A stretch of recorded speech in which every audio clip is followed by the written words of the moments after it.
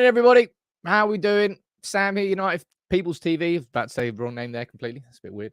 Anyway, it's the 3rd of October. We're playing Galatasaray in the Champions League tonight in, let's be honest, a bit of a must-win game. Given the way our season's gone so far, given the fact that we lost our first game against Bayern Munich, we've got to be looking at winning our home Champions League group games to be qualifying out of the group. But the main focus today is going to be on something that's far, far, far more significant than a Champions League group campaign, than any game we will play this season. And you know full well what it's about. It's about the takeover. It's about the Glazers. It's about Jim Ratcliffe. It's honestly, like, when it rains, it pours, man. This season has been relentless. It's dragging me under. It really, really is. And I'm going to be speaking this morning about news yesterday that broke from Sky that Jim Ratcliffe is offering the Glazers a minority takeover. It is, and this is with no exaggeration, the absolute worst case scenario. Nightmare situation here. Absolute nightmare situation. So let's speak about that. Just to cheer up everything that's going on with the football, let's talk about everything that's going on off the pitch. Isn't it a good time to be a United fan? Absolutely. Like, honestly, what I said, when it rains, it pours. It's like it's gone past that point. It's gone past the monsoon. We're just in like straight tsunami stage at this point. But good morning to everybody who's here. Let's have a look. Adrian, good morning to you. Paula Gungshi, you're there as well. Jonesy, Natasha, Lucia. We've got DJ Dino. Good morning to you. Saeed, Carl. We've got Lone Wolf, Monkton, Andrew, Billington. Good morning to everybody. It is. I think it's working on Facebook as well. It seems. I'll tell you what. Like, I think I say this all the time. It is ridiculous how fewer people tune into United People's TV, into what we do here as a community when things are not going well. There are a lot of fair weather United fans online. I will tell you that. But who's here from Facebook? We've got Lee Reese, good morning to you. James Williams, good morning to you. And there's plenty more on Facebook too. It's going to be...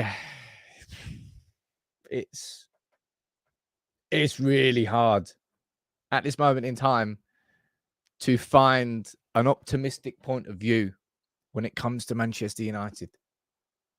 It really, really is. Whether it's the results on the pitch, whether it's the lack of momentum and the lack of consistency, whether it's the up and down performances of individuals or the team as a whole, whether it's the injuries and all the stuff that's creating and causing there, whether it's the Anthony situation, whether it's the Jadon Sancho situation, whether it's the conclusion of the Mason Greenwood situation, or whether you're looking over towards a takeover and what's been going on. It is just like, as a United fan, it is so gutting. It is beyond gutting what is happening to our club. And the thing that's kind of made it all the more worse, I don't know how to describe that, is I've always been looking at the takeover, and in my head I'm saying, look, I hope that Eric Ten Hag can outlast the Glazers' greed. Because I looked at three potential scenarios. Like, one, them not selling, which I don't think is possible. Sheikh Jassim buying, or Jim Ratcliffe buying. I didn't really... Maybe this is naive of me, considering this conversation was one that was... It's been floated for a good while now, really. The concept of Ratcliffe buying a minority stake in Manchester United. I'm going to run through the articles. Okay, that's from Sky News there. That's from Times. That's from Sky Sports. This is not a sort of like RPR spin, which is some weird reaction from certain people yesterday. This is a possibility, a really strong possibility. I'll tell you one thing: Joel and Abraham Glazer would love it. They absolutely would love this. Look at that. Even today, the proper community cornerstones. We've got Gungshi gifting 5 memberships, and Stephen. 10 of you come in to the Red Therapy Discord now. There's a couple of gongs for you there. Because it's just I'm not surprised, right? Given the sort of content I've always tried to do on United People's TV and the tone that I've always tried to have, I'm not particularly entertaining for non-United fans to come in and point and laugh at me when things are going rough. I'm just a United fan who's angry at what's going on at my football club. So that's why the numbers all go down here on United People TV. That's why so few people tune in. I think I prefer it that way. But I can see when the mood among United fans. I can see the ups and downs and what's going on. But this here, give me a couple of minutes to sort of run through and discuss this article, and then we can discuss it in the comments, right? But this story broke yesterday from Mark Kleiman from Sky News. Now, as I covered in my video yesterday, Mark Kleiman was the first person to release the news of the Glazers strategic review. And then about an hour later, the official statement came from the club. So Mark had his finger on the pulse at the very beginning of the story. And I think that's worth taking into consideration when you look at this story here. And this is what he's saying. Let's zoom in so you can read it.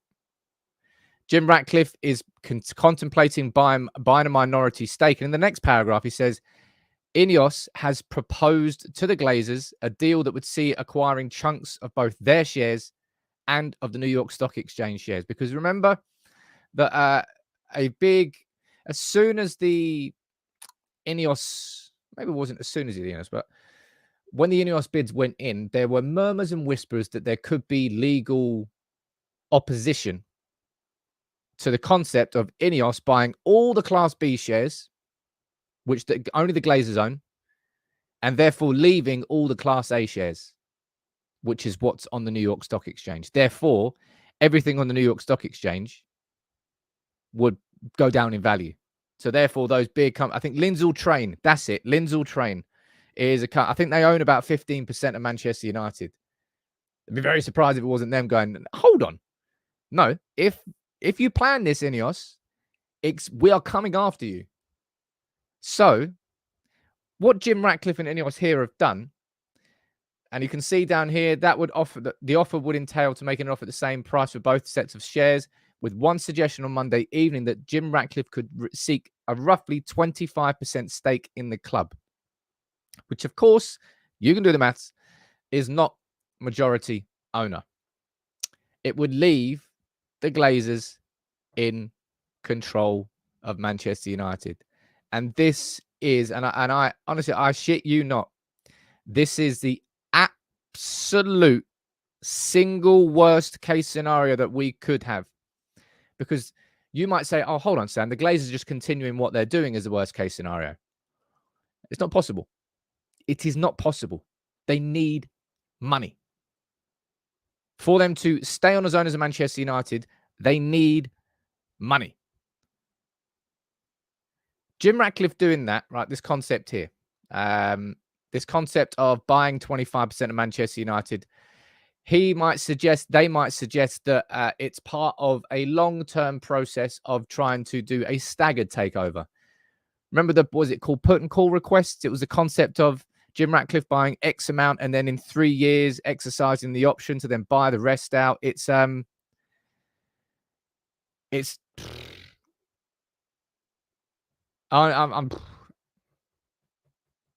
I'm a bit, I don't know how to describe it anymore. Like I'm so utterly drained from talking about this fucking takeover. Sorry for swearing, kids, if you're watching, but I'm so completely done with it. And now 11 months down the line, we find ourselves talking about Jim Ratcliffe, and this is a big thing for me, right? And it's something I immediately said yesterday. If Jim Ratcliffe does this, okay? If Jim Ratcliffe does this, he buys 25% of Manchester United, buys out an equal amount of the Glazers shares and the Class A shares. That would be roughly, if it's 25% and we're going by the Glazers' mad valuation of 6 billion, that would be 1.5 billion. None of that money will go into Manchester United. The Glazers, over these last few years, I don't know the percentage portion, but it's significant, I think. Seeing as they only own 67% of Manchester United now, I think it's probably north of, probably 30% or thereabouts. The Glazers have been selling off bits of Manchester United one piece at a time for years now. I think it was only last year that Avram Glazer sold like £200 million worth of shares. How much of that did Manchester United get? Spoiler alert. Nada. Man United, as a football club, have never made a single penny from any share sale. Comment down there. How do you know it won't go into the club you don't? I've just explained it to you there, Harry. They've sold off roughly about 20 to 30% of the football club, and not one penny of that money has come back into the club. That's how I know, Harry, because of context, because of history, because of understanding what I'm talking about. So in theory here, what could happen is Jim Ratcliffe could own Manchester United, could buy 25% of the club, and we'd still be in the exact same scenario. We would still have nearly £1 billion worth of debt. That wouldn't be touched by this. We would still need somewhere between 1 and 2 billion worth of investment. All of that. DP, Sam, there is no likelihood that the shares will go into the club. No, there's far more likeliness that the shares will go straight, the profit from the shares will go straight into the pockets of the Glazers, just like all the share sales thus far have gone into their pockets. Because if they don't, and think about this, and as soon as you think about this, you go, well, there's definitely no chance it goes into the club.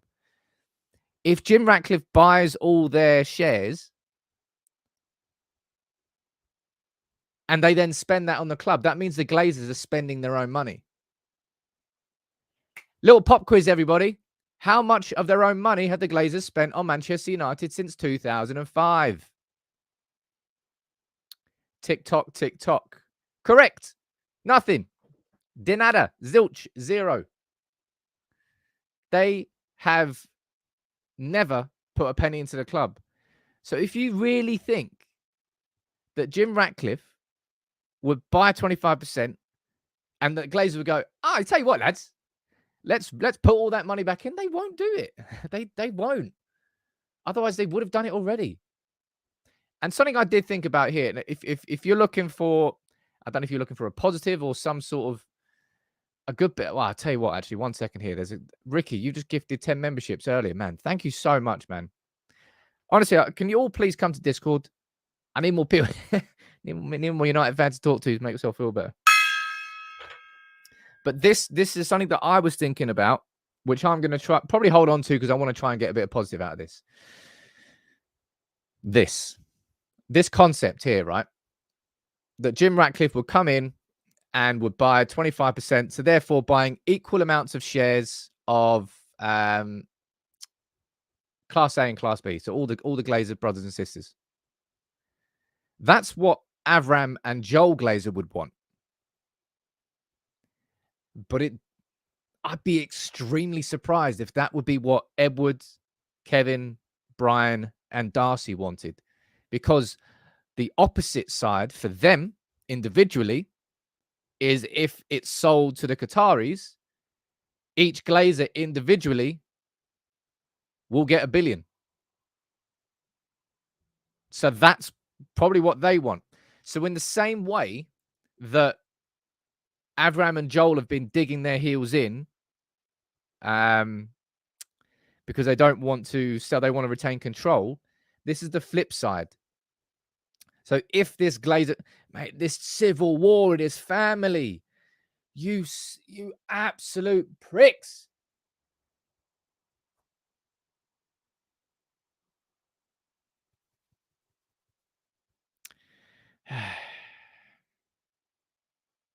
It's just extremely sad what's happened to our football club. We are just a pawn inside a family dispute that still doesn't seem to have any sort of conclusion on the horizon. Because yeah, this situation here will suit Avram and Joel Glazer so much. They would love it. Hold on. He's willing to buy some of our shares. We can retain ownership. Yeah, good. Yeah, good. Perfect for us. So the millions of fans around the world that it's going to... aggravate's not even the right word. And Jim Ratcliffe here, remember when he said, he's a United fan? Mate, you wouldn't even consider that prospect. You wouldn't even consider that prospect. This here is a self-driven narrative. It has nothing to do with Jim Ratcliffe being a United fan and wanting what's best for the club. It is INEOS want their hands on Manchester United. And how can they possibly get their hands on it? Well, if the Glazers won't sell it overall, well, we'll just go in the back door. We'll just half buy them out. And that's not to say that in the future the Glazers wouldn't then sell the rest of their shares, but we'd be stuck in the same cycle. Same thing, same conversation. There was a super chat up there. Let me read this one out. There's a couple of super chats actually. I don't want to miss these. Harry, what are you saying? Do you think Ten Hag is the closest thing we will get to Alex from his prime? I'm really backing Ten Hag, but Sir Alex nearly got sacked in the 80s until the FA Cup won him. Saved him, sorry. I don't like any comparisons to anybody. There will never be another Fergie. And if we're going to try and compare any manager coming into, are they as good as Fergie? We're going to be bitterly disappointed for pretty much any manager who ever manages Manchester United ever again. There will only be one Fergie. The greatest manager to ever manage in the Premier League. Done and dusted. Ten Hag, I trust that he has the authority and the vision to bring United back to where we need to be. Does he need to learn a few things? Yes, he does. Does he need the support behind it? Does he need the club that actually wants what he wants? Yes. And here we go in the perennial cycle. Go on then, guys. Sack a manager. Oh, bring a new manager in. Oh, a new manager bounce. Look, United are back. Oh, a year down the line. Oh, things aren't going so well. Is it the players? Is it the player power? Is it the culture at the club needs a reset? I don't know. Let's see what goes on. Oh, a little mini second bounce. Oh, no, he's second. Oh, let's sack him. You know what? We should sack the manager, bring in a new manager. Despite everything that's going on behind the scenes, I reckon just sacking a manager, bringing a new one in, that's going to solve all our problems. And we start again. We go up for a year. We're back. No, maybe not. Blame the manager. Rinse, repeat. Rinse, repeat.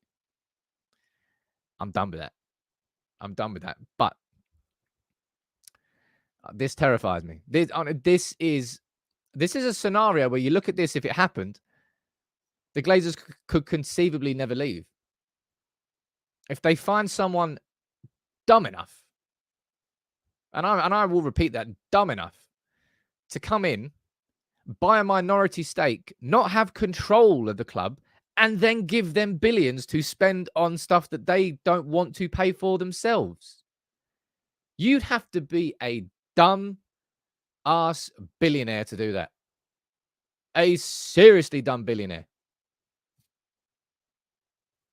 Maybe INEOS are that dumb. Maybe INEOS are that desperate that they would do that. It really is a stupid idea. Giving somebody billions of your own money, you have no control over it. They could go and do whatever they wanted. It's terrifying. I'm going to read a few of your comments out down here now. The investment will come from selling media rights. Well, apparently that's if you read through the full article from Sky. The Glazers have got it. They're convinced in their heads that clubs will gain more authority over their own broadcast rights, and that's the future of football, and that's why Manchester United will significantly rise in money. Glazers showing their true colours once again, dude. They've never not shown their true colours. Glazer fights, yeah, mate. Malcolm, jeez. I don't know how many. I don't know how many times we have to argue the toss. As a United fan, I'm stuck between a guy here who clearly is willing to get into the bed with the Glazers to try and find a backdoor into Manchester United, or Man United becoming the latest football club to be owned by either a state or a rich individual from a state, and becoming part of that modern football that I just don't like.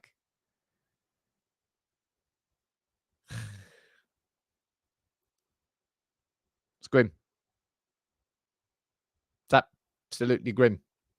Honestly, this is as grim as it gets. Like, I suppose this feels like a proper low point, I would say. We've lost 4 out of 7 of our open Premier League games. We've lost our open Champions League game. We've just had a little bit of a couple of wins on the trot, and we're thinking, you know what, football can distract you. And that's all Manchester United has been. That's what Fergie was the king at. Fergie was not only the king at just being brilliant, but Fergie was the king at not making it so you didn't need to look where the fire was burning, because you were just enjoying yourself. Man United winning Champions Leagues, Man United winning Premier Leagues. Don't have to look anywhere. Yeah, you know exactly what's going to...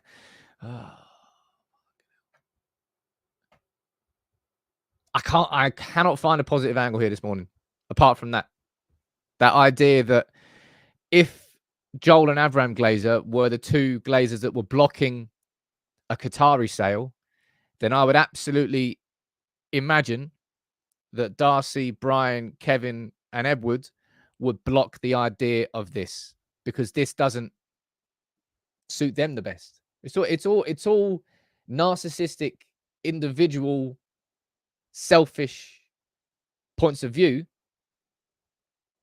But if this Glazer family needs to have a unanimous decision, then I doubt very much that they would get a unanimous decision from that. They would get it from Joel and Avram, and I don't even think they've actually got the most control. I think Darcy might have.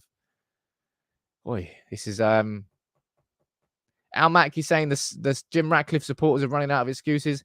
I get some dicks up in my timeline. Come on, oh yeah, you wanted him the Disney owner. Jeez. It's like, again, this is something I've always tried to teach people here on the channel. Like, you need to understand what critical thinking is, and how you might be presented with, I don't know, a hypothesis or just, I don't know, Jim Ratcliffe is a Disney owner. That's your starting point there. And then you do your research, and then in the goodness of time, after 12 to 13, 14 months, evidence begins to build that makes you go, you know what? I'm not sure about that. That's not the person who I thought it was. You marry someone. That person in the future goes on to murder someone. That doesn't mean that you supported a murderer. It means that things have changed over time. And the person that you thought you knew is not that person now.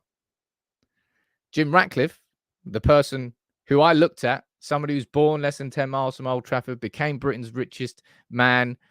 On paper, that feels like a Disney owner. In the goodness of time, as evidence has continued to develop, yeah, you're damn right that my opinion on him has changed. And the concept there that he would be willing to, that's basically just bowing to the Glazers. In particular, Joel and Avram, because they are the ringleaders in all of this. The others are just there by proxy, really. And I suppose we need to find out more details about what a part takeover would be, and whether there would be any guarantees that a full takeover could happen. Let me see. And you don't become. I'm not saying. There is. Is there a good billionaire? Is there a good billionaire in the world? I don't think there are. What are you saying down here? Fergie was living off scraps towards the end. He got out at the right time. Mate, can you imagine Fergie managing in this modern game? He'd hate it. We didn't get a Twitter account until Fergie left. I don't know why I always remember that, but I do. I swear Manchester United didn't have a Twitter account until Fergie left, because he was so against that part of modern football. Imagine how he would deal with all these players having social media accounts and everything like that, and that the growth of player power that has come through the exposure granted by social media. That's what's happened. Glazer's original statement never said club for sale, get facts right, seeking investment, blah, blah, blah, blah, blah, blah, blah, blah, blah. The Glazers tried to get investment before that was even a statement. They tried to buy out their siblings, and they couldn't find anybody that was willing to put the money up. That's why the conversation around the sale happened. Of course, there are different, if you go over here and we read back through this is the Sky article. There are, of course, other minority takeover offers too. Go down here.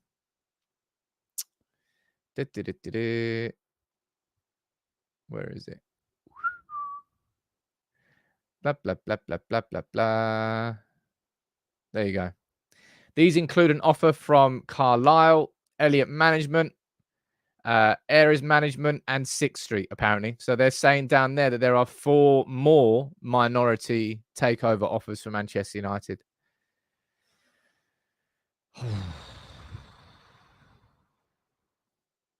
I think that's the only thing I've got to hold on to now. It's the idea that the other Glazers will kick off and block this just as much as Joel and Avram have blocked anything to do with the Qataris, because they're just convinced that it's 6 billion. It's dark times at Man United. It really is. The football itself is a lovely distraction, really. And this has been the case since November last season. Winning the League Cup. When things are going well on the pitch, you don't think about what's going on off the pitch, do you?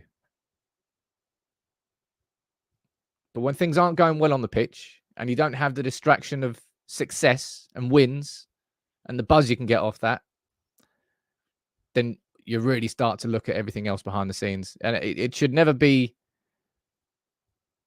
away from the fans away from the minds of United fans. It has to be the focus. It is the single most, I repeat. It's the single most important thing that has and will happen to our football club in the modern era. And clearly now there is a possibility. I'm not saying it's going to happen. I'm saying the proposal has been put in, confirmed by Sky News and corroborated by others like The Times and Sky Sports. That Sky Sports are saying this Kaveh Solihull is basically one of the biggest Qataris Qataris must just have him on speed dial. Nothing has changed here. Sheikh Jassim is still committed to buying out the Glazers, 100% of them. And the Qatari takeover is already worth 6 billion. It's just that only 5 billion of that is going to the Glazers because they've already proposed around about 1 billion. I think I don't know if they put a number on the amount of investment, but they've already gone in their statement and told fans what to expect in terms of a new stadium, in terms of infrastructure, investments, X, Y, Z. But Sheikh Jassim will not be going up to 6 billion pounds, not for the Glazers.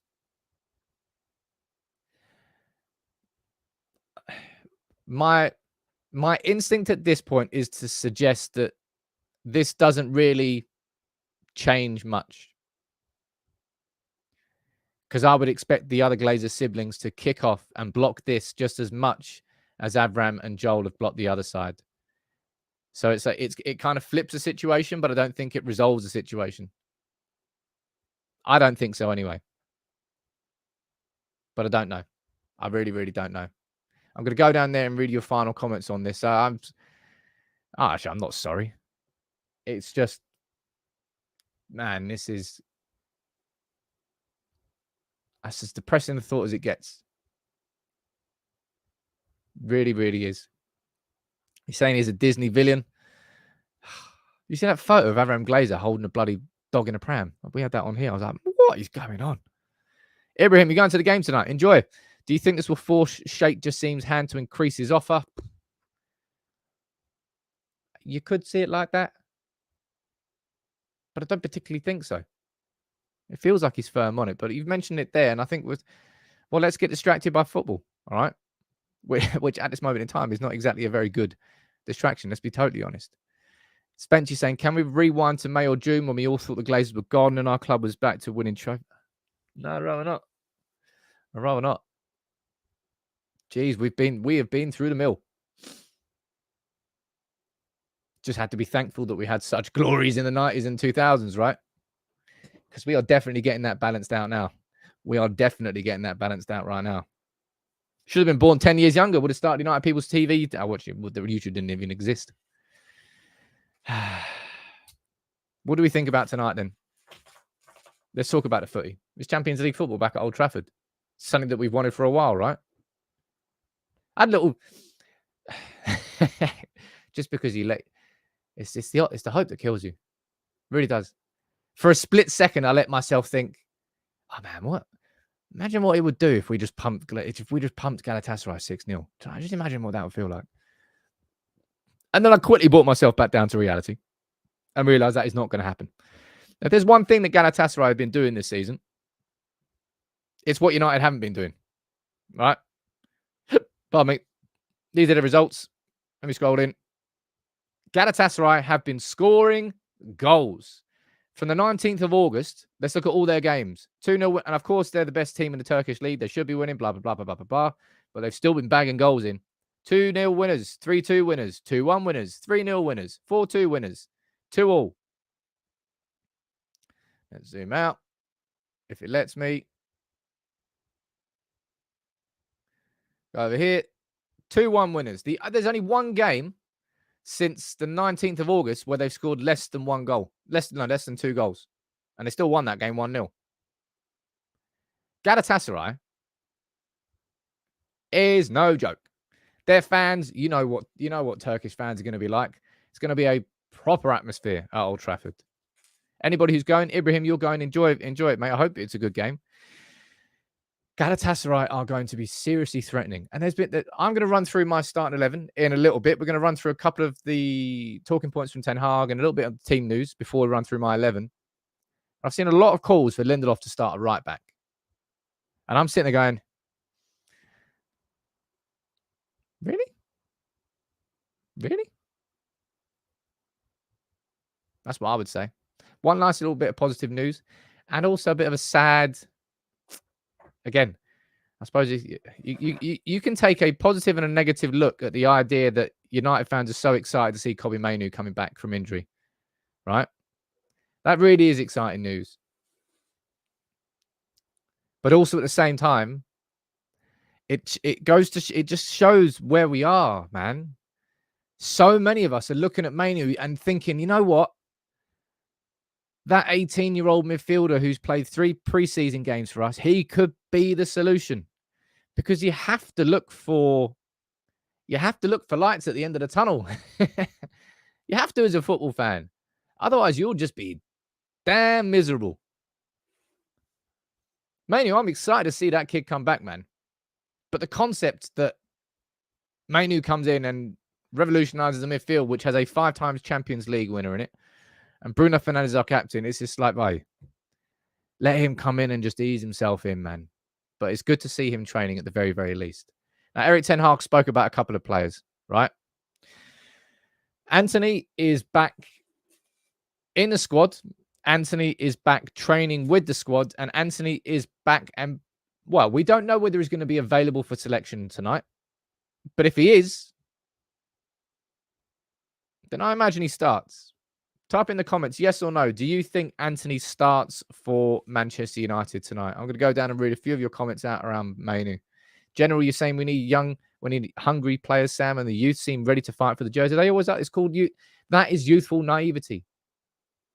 And it's brilliant. It's exhilarating. It can also be a weakness if somebody goes a little bit too far. But a youth player will always have that because they're excited. That's called adrenaline. Standard. Is Reguilon fit, says Brian? I don't think Reguilon is fit. I think the concept is that he might be fit for Brentford. But yeah, no, I don't think he is fit. Quite a lot of you down there think that Antony will be starting tonight. Not all of you. But quite a few of you think he will start. I think if Antony is fit, Antony will start. And I covered it in my match preview yesterday. I'll cover it in taking a look at the start 11 in a sec. Angelino and Zaha down. I'm not saying that they're not lethal down the right-hand side. And if you look at Icardi, I think he scored 10 goals this year, got like 25 plus last year in all competitions.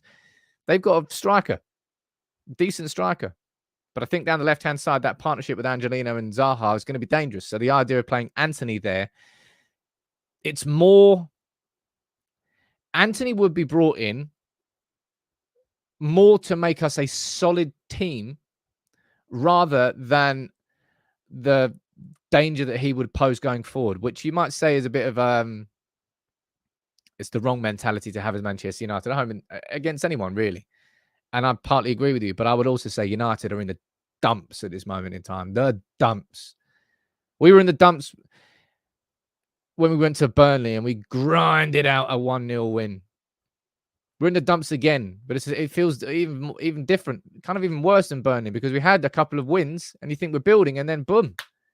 Probably the worst. Like Brighton was a humiliation, but then we were up against just a better team. Just a significantly better team at this moment in time and a better club in Brighton. Crystal Palace are poop. Absolutely poop. And they beat us 1-0. Bad times. Really, really bad times. 1 second here. I don't want to miss. I think I might be judging by what's going on. Yeah, it is, man. Ibrahim, you legend. I hope you have a good time at the game, Ibrahim. Where are you sitting? Thank you for the gifted memberships. Look at that. Ibrahim has invited 5 of you in. Make sure you come in. Now, somebody who might be making his debut tonight, interestingly, is Bayindi. You might say, well, he's got some experience of playing against Galatasaray, which, I mean, is true, right? And I suppose if you're Erik ten Hag, you're thinking of which game would Bayindi be most excited about? It would probably be the concept of playing Galatasaray at Old Trafford in the Champions League on his Premier League debut. I imagine that. I thought the Bayindi would be starting in the League Cup, and he didn't. Onana started there. Ten Hag said this about him. He goes, we have to progress by... Oh, wrong button. We have to progress Bayindi. He's made a very good impression in training, really developing. We're happy with it. We are convinced we have the 2 right goalkeepers in the squad to do the job for us. Let's see. Part of me would be kind of surprised if Bayindi was given his debut for Manchester United against Galatasaray in a must-win Champions League game. Like, given everything that's going on right now, like Jonathan, you've written it down. You've wrote there. Wrote there? Geez, Sam, sort your life out. You've written there about how bad the season has been so far. 4 losses from 7 in the Premier League. We've lost what? Last 2 or 3 home games. We've lost our opening Champions League game. It's a bad situation.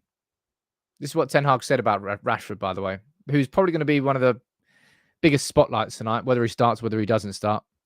If Marcus works hard and invests every day with the right focus, and if the team around him supplies and helps him with his movement, then it will come. Rashford is a guy who's capable of scoring goals in every single game. Trust me. But Ten Hag's got to try and manage his team how he sees fit. He's got to try and manage these players who, simply put, these players are better than the sum of their parts right now. They are. Now, you can argue about who's good and who's not. But we're more than good enough to be dispatching Crystal Palace at Old Trafford without too much effort. If we play to our ability, that Crystal Palace game would have been a breeze. I've had this as my starting 11 prediction, right? I had Rashford on the bench. I had Amrabat at left back. Honestly, I think anybody who's saying play Lindelof at right back just so you can put Amrabat in midfield are going to get one hell of a sting when Zaha and Angelino tear Lindelof and Varane a new one. Like really bad. I don't think it happens. I think Dalot starts there, and I personally think Anthony starts on that right wing. I brought Hannibal into midfield because I just think, well, you shouldn't really need to explain it there. Yeah, of course. I don't even know if Ziyech is completely fit, by the way. Amrabat, he's not a left back. Can Amrabat play left back? Yep. Is he a left back? Nope. Where should he be playing? Central defensive midfielder. He can't play there because we've got no bloody left backs. That's the injuries which is hurting us the most right now, in my opinion. Our left back situation. Luke Shaw, Malacia, and Reguilon all gone. So we had to have bloody Amrabat there. And playing Hannibal here, by the way, again, from a defensive perspective, it means that Hannibal will be able to drop into these roles and really help Amrabat. He'll cover so much ground that he'll make the job of Amrabat defending there significantly easier. because he won't get doubled up on. That's why Hannibal's got to be in there for his energy. We need to cover grounds. We need to make sure that Galatasaray don't get any of these situations, right? Any of these 2-on-1s where you get a nice quick ball in behind. That's what we need to avoid. And the best way to do that is by playing Hannibal. Casemiro, look, I know Casemiro's been poor. I really, really do. I also know that I'm not playing Scott McTominay there. Nope. And I also know that I'm not playing Eriksen there. Not from the start of a game. Therefore, I'm playing Casemiro there. And you might say, oh, Sam, don't play Casemiro. Play. If Amrabat was fit and Reguilon was fit, then we could have a conversation, right? We could easily have a but we can't, all right? So we won't. Casemiro will start tonight. He's won the fucking Champions League 5 times. I know his form's out the window. But Ten Hag has to really trust, man, He does. He's got to trust his experienced players. You're going to look, mate, you've been playing crap all season. What are you doing? What's wrong? Sort it out. Ten Hag has to take I don't know what he says behind the scenes, but he can't have the same approach to a senior player out of form compared to a younger player out of form. A younger player's coming through and learning the game. A senior player, you have to be able to rely on to experience their experience. What's your prediction for the game tonight? What do you think is going to be happening? Ibrahim, you just sent a super chat there. Let me read this bad boy out. It says Stretford in. Not Stratford in. It's a very different place. That's in London, mate. I'll be shouting Glaze out all game. You might be tired by the end of it. I did Teresa give it. Sorry, Teresa. I didn't see that. Thank you so much. What community, man. Jeez, I wish our club was as well run as this community.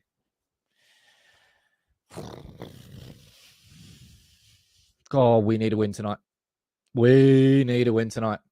I'm not being a doom monger. I swear I'm not. But with that news that broke about Ratcliffe, we just need the distractions of wins and football and performances and goals and just excitement watching Manchester United. We should be excited. It's Man United at Old Trafford, Champions League. We've been asking for it. Let's see if the players deliver. Right, I'm going to go and read a few of your predictions out now. Right, let's go down here. Jonathan, you're going for a 3-2. Jordan, you're going for a 2-2. 3-1 says Kelechi. 2-1 says Mogi. Tight 2-1 win. That was my prediction in my preview. A 2-1 win. You know what? I think we say so many games. I've read a few more of these out. Stephen asking when the next podcast is coming out. Should be tomorrow night, Stephen. It was a bit of a tight turnaround after Burnley, so we couldn't get it done. 2-1 says Ibrahim. Stuart, you're going for a 3-1 loss. Oh, God, please no. 2-1, 2-2. And you're going for a 1-0. I personally don't think we're keeping a clean sheet tonight. I also don't think Galatasaray are keeping a clean sheet. I think both teams are scoring. I just hope that we score more. I was going to say something there. I can't remember what it was. I've completely forgotten now. No idea. Absolutely no idea. Brain fart. We need a win, man. We need a win. Ten Hag needs a win. The solution to our problems is not a new manager. I will stay firm on that, no matter what happens this season, really. Okay. Maybe not if no matter what happens. I'm not going to go that crazy. But tough times. Tough times. We're kind of looking towards the youth, towards Hannibal, towards Kobe Manu. It's just sort of saving these performances. Nah, man, these senior players, you're playing for Man United. You're at Old Trafford, under the floodlights, in the Champions League. Just Ten Hag just go around, just slapping these players right round the chops. I don't know what it is that changes it. I don't know what it is that sparks it.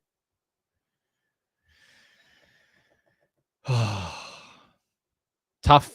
This has been a tough start to the season.